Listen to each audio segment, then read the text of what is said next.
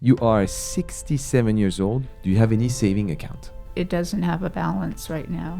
Investment accounts? I ended up taking all the cash out of it. No retirement funds? No.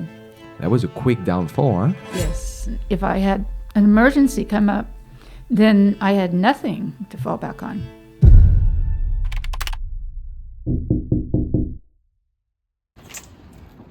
Catherine! How are you? How are you? Good to see you again. Catherine is back, guys. Welcome to Finance Action Follow-Up. It's been about 4 months since we discussed with the one and only Catherine. Thank you so much again for the 10,000 subscribers. I'm really excited about the follow-up discussions that we are about to have with what has been so far the most popular video on our channel with about 150,000 views. If you've not had the chance to check out the video, I'm gonna put the link right here. So first, go check it out and come back.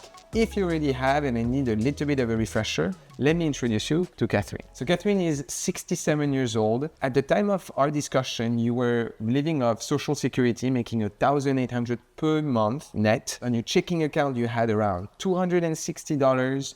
No saving account, no retirement funds. It was looking a little bit tricky. Huh? On top of that, when we looked at your expenses, for the most part, you were fairly frugal. But over time, you've accumulated quite a bit of debt, especially credit card, around $20,000. In the recent months, you had impacted your credit score quite a bit, 574, and you were pretty much losing money every month when we last discussed. And so I provided you with some recommendations. And at the end of the video, you will find that Catherine actually found a job as a part-time ESL teacher, and I will be discussing on this. I want to let you know as well, Catherine, that you are the voice of many here, and you are representing a population sometimes that just doesn't speak about the subjects. So I want to compliment your courage for coming to the show and opening about this. You represent about 60 million, no pressure, seniors in the United States. More than half of them are debt, and the average debt is about $97,000. So you're not the only one at home, guys. You guys are not the only one as well. So let's start first with what's going on. Catherine, do you still have your job? What has been happening over the course of the past 2 or 3 months now? So I'm working a full day. I have 6 classes of an hour each, but only 2 days a week.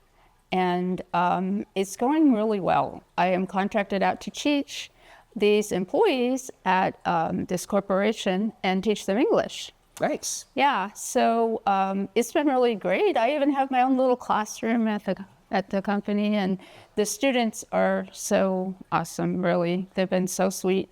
And I would not have done this, actually, if it wasn't for you.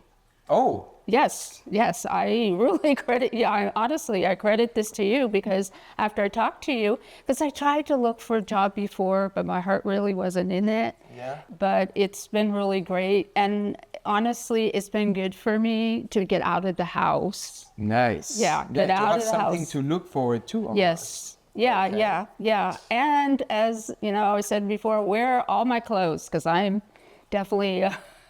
I'm becoming a fashion icon again in my new job. That's right. You will remember, Catherine has always been very stylish in her Hopefully.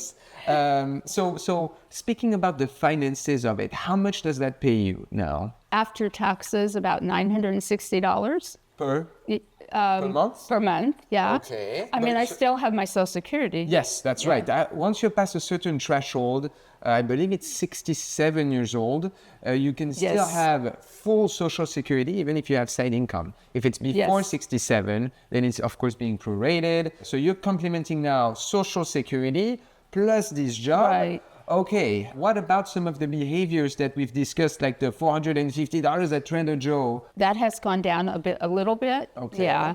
I mean, the thing about food is, well, yeah, we all have to eat, but I don't eat very much. It is kind of expensive, but I'm not spending that much now. Okay. Yeah, so more like maybe $375 or something like that. So It's a little bit, yeah. So what have you been doing with all this extra income? well, first I had to catch up on my bills. Okay. I mean, I had been doing really well, paying everything on time, but it just snowballed. And I did get behind. So I caught up on my bills, and I actually have, I've closed 3 credit card accounts Nice. out of 6. Because you paid them or because you transferred the balance? No, I'm sorry, I didn't mean paid off. What I meant was I closed them. Okay. And I made an agreement with the company. Nice. So you reached out to them. Yes, I reached out to them. Unbeknownst to most people, a lot of companies, one was Chase Bank, the other one was PayPal, credit line, they have a hardship program. And I told them what was going on with me, and I was able to get one where my payments were like less than half and 0% interest. Wow. For it was, I think, 5 years, and the other one down from like 27 to 6% interest and much lower payment. I just had to agree to close them, which I was going to do anyway. Yes, that's fine. Yeah, but of course, the idea is to pay them all off. Very nice. Yeah. So I want to address this topic because it's been brought up in the comments so many times. Number one, if you are on Social Security, unsecured loans, they can't come and garnish the funds from you. So what I mean by that is, let's say you have creditors that are coming after your credit card debt and you're solely relying on Social Security. Those are the types of debt that they cannot come against you on. Okay, it's protected by federal law. Now, if you were telling me, Catherine, that you have student loans, government ones, income tax debt, or alimony, child support, then they can still garnish from Social Security. But anything like medical debt, for example, or credit card debt, they can come back to you. They cannot. So that was one of the ideas and recommendation that was brought to the comment that I think is very relevant. Another one that many people have brought up as well is the concept of bankruptcy. So let me tell you a little bit more about that very briefly as well. It may interest some individuals that we're speaking with. Bankruptcy, you really have 2 for individuals. You have Right. Chapter 7 and Chapter 13. In your case, it was more towards Chapter 7, and that is when you generally don't have the income that allow you to pay your debt or a portion of your debt. And how does the process works is generally first you go through a counseling, then you have to pay fees and generally a lawyer. Sometimes it can be between $2,000 and $4,000. You go in front of the court and a liquidation takes place. So they liquidate everything that you own except for assets that are going to be necessary for you. For example, if you have a house or if you have a car, as long as it's not a crazy car, like a budget car, for example, they cannot take that from you. Sometimes they don't even liquidate some of your cash accounts or retirement accounts. But what it does is you come in front of a court with a trustee and they wash your debt. So they work with the creditors, with the people that are here to collect those accounts, and they wash those. Now, one of the big things that I remember from your story, Catherine, is number one, your debt was $20,000, so it was not so crazy. And number two is you still want to be able to potentially use credit in the future. Let's say for your tiny house or for a little piece of land, who knows? If you were going to the round of bankruptcy, you would be done at least for 7 to 10 years. Go ahead. I wanted to make, actually, of course, I thought about bankruptcy, but I'll tell you why I didn't go for it. And I'm not saying it's not an option. I just felt it wasn't for me. Many years ago, over 30 years ago, I ended up claiming bankruptcy when I was married because of some obligations my husband had. Okay. And he hadn't taken care of them, and they garnished his wages, and then we couldn't pay the bills, and so I ended up claiming Chapter 7. Chapter 7, okay. Yeah, I didn't have to pay anything. Yep. Yeah, they completely wiped him out. The thing is that you become obviously persona non grata. I mean, for many years, because it's on your report, and even after that, You have difficulty renting and so on. yes, you're worried. And nowadays, when people check your credit record and for employment, it's just a very difficult situation. But of course, for some people, they don't have an option, and it can be a real relief. That's the that's Yeah. exactly it, Catherine. You're spot on. It's pretty much the last resource, right? You're against the wall, and I felt for you. And I think the comments are still valid, guys. I'm following along. Is that you were feeling in good health. You feel like you still had a couple of years, maybe even more, behind your back where you could work. 20,000, given your cost of living being generally fairly so low, you could attack it, you know? And here, maybe it's going to take you, what, a year and a half and so on, but that's it. Then you're free. And especially now that you've taken action with speaking with those creditors, reducing the interest, speaking about hardships, jackpot. Awesome. I'm really happy to hear that. And so little by little with the extra income, have you been able to pay back some of those? You know, since I was doing the training, and then it took a while before I actually got paid. Oh, yeah, I see. didn't Okay. get paid for the training right away, and it was less. The training was less. It was like minimum wage or something. Okay. And then I've been working for a month, but I've only gotten one paycheck for that because it's Okay. every other week. I see. I mean, it's, yeah, every other week. But so what I did is I have caught up with the bills I got behind on, which made me feel really good. Even though I closed those accounts, I don't, like I said before that, I was keeping up, but it was a real strain. Yep. But then I got to the point where I was putting my groceries on a credit card. I've never done that know. before, You told me never. that. And so anyway, so now my plan is, pay these off, and I'm going to start an emergency account. Yes. Yeah, because Perfect. I'm like, what if my car, you're like terrified. What if my car breaks down? What am I going to do? That's awesome. That's Yeah. exactly it. I think you're, again, spot on. I feel like I'm speaking to a new Catherine. That's Yeah, awesome. yeah. So especially now, if you've consolidated back some of your credit card or you negotiated with them at a Right. low interest, you know, you had what, $260 on your checking. Put a couple $1,000 on the side, maybe a high yield saving account that gives you 5% a year that fights Right. against inflation. You don't even need to qualify for it, everybody can. And that would be a good way for the first couple of paychecks. But don't take any more debt though, huh? Right? We agree with Yes. that. You wouldn't take any more credit card debt and so on. So you're no longer underwater now. No, I've gotten my accounts. I was getting over my credit line because they were giving me all these charges. Yep. And that snowballed too. But yeah, now I'm back on track. I plan on putting most of the extra money into that emergency savings, and then also, you know, paying a little extra, you know, when I can. Very nice. And I'll still have a little bit left over so I can, you know, like go out with friends to lunch once in a great while.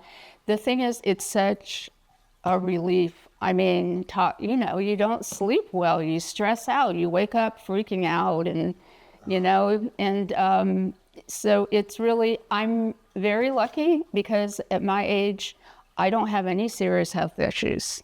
Nice. Yeah, so that also can be, you know, Strenuous. again, that's also a stressor because, you know, I did have that option of going out and working, and it's perfect because that's all I can work, really, literally, is 2 days a week. That's perfect. Yeah. Sweet spot. So I was very lucky. I'm very grateful for that. Again, you were the impetus. After I talked to you, I started, and I almost immediately found that job. It just took a little time. Good vibes. Good vibes. That's the thing, guys. Especially for people that come to the show, it's not always just about, you know, in 1 hour or an hour and a half, there is not much I can do. It's I really want to create that momentum and that hope and hopefully give you the tools or the knowledge of your situation. And I feel like in this case, it kind of worked out. So I'm glad that that worked out for us. I'm going to ask you, if you don't mind, there were hundreds of comments on this one. And I don't know if you're going to respond to me, but I'm still going to ask. So, Of course. Catherine, you have 2 children. Many people were asking, how come they're not helping you out? Okay. It's not that I don't want to answer. It's that one of my sons, my youngest son, and they're both in their 40s, is a homeless alcoholic and a drug addict. Okay. Yeah, I mean, if anything, he would call me and ask for money, and I'm just like, no. Oh, And my other son and I, he helped me once for a very short period of time, but we don't have a good relationship. No communication anymore. We communicate, but it's like I said, I don't know. One of the last times I talked to him about it, and it was a while ago, he thought that I should go out and get a job cleaning houses. And I'm like, I'm not physically able to do that. That's right. Yeah. So anyway, no, That's not in the question. No, your children may not want to help you. Yeah. You may not have that kind of relationship with them. And I'm sure my grown grandkids would help me, but they're not in a situation to do so. They're they're very young in their 20s, and it's tough for grandma to ask as well. Yeah, I wouldn't. Yeah, no, I know. Yeah, they're struggling themselves. So, okay, Catherine, I'm going to ask you another question that's a little bit brighter. A lot of people actually mention potentially, and I don't know if that's of your interest, is Americans or even people from other countries, sometimes they take that income because it has so much more value in other countries. They export themselves, let's say to Thailand or Mexico, where cost of living is so much lower, and they enjoy their retirement in those places. Has this ever came through your mind potentially to relocate in a place that, $1,800 per month is not bad to live on? Yeah, it definitely has been a consideration for me. As I mentioned to you a long time ago, I lived for a brief amount of time in South America, but having Spanish as a second language, SSL, is helpful to me. So yeah, it is a consideration. But I mean, I uprooted my whole life and left everything to come here. All I knew was my sister. I didn't have any friends or everybody was back in the Bay Area. Wow, okay. Yeah. So for now, you have it available for you. Yeah. Because like some of the healthcare system, I myself lived in Thailand for a year. And I can tell you, it was a blast. Now, I was 20 years old. Thailand has some of the greatest healthcare system that exists. Really, really strong hospital over there. Okay, Catherine. Well, I mean, that kind of tackles a lot of my questions overall. I mean, I'm actually extremely happy with what I'm hearing today. You seem to be back. You've negotiated with the creditors. You've taken action on your job. You're aware of all of your finances. I don't know what else you could have done better, to be honest. Now, you've been the voice here for tens of thousands of listeners, for people in your generations that are facing similar issues. Is there anything that you want to speak? Because last time when we finished our discussion, you spoke to the young generation. But now I want you to speak to everybody else that is in your case today. What do you want to say to end our discussion? Well, one of the things I want to say, because people are really good at this, don't beat up on yourself. Don't think about what you shoulda, woulda, coulda, because it will not help you, okay? What you should do is you need to educate yourself, look at your opportunities, what is out there. And yes, if you have family that are willing to help, maybe they can give you a loan at a low percentage and you can pay off that high percentage thing. Whatever you can do. I know one of the people you interviewed, they had like $157,000 of debt, and they went on a cruise, or they were going to go on a cruise that cost $4,700. And I said to myself, yes, exactly. That is ridiculous. Yeah. You're going to have to sacrifice. I'm not saying you can't do anything, but you're going to have to cut some things out and be reasonable. It is such a relief once you've gotten a handle on it and done something instead of agonizing and making yourself. And you know what? In the beginning, I almost was like, wow, do I, really want to tell people? Because we think at this stage of our life, we should have it together. Yeah, we should have, especially financially, right? And yeah, life happens, things happen. And guess what? So you have to deal with where you're at at this point, and don't let anybody else influence, you, especially if they're trying to make you feel bad, Be proud of yourself once you do take the steps that you need to take, and congratulate yourself for that. And again, like I said, big relief, And hey, spend $20 and take yourself out to dinner. Guys, I have nothing to say. Catherine, I will see you in a couple months when I come back to Seattle. Okay. We'll be chatting along. I am very proud, very happy of this, very happy of the message that you're speaking for so many. And guys, thank you so much for following along. Thank you for the 10,000 subscribers. We see you in so many other videos. Until then, à bientôt.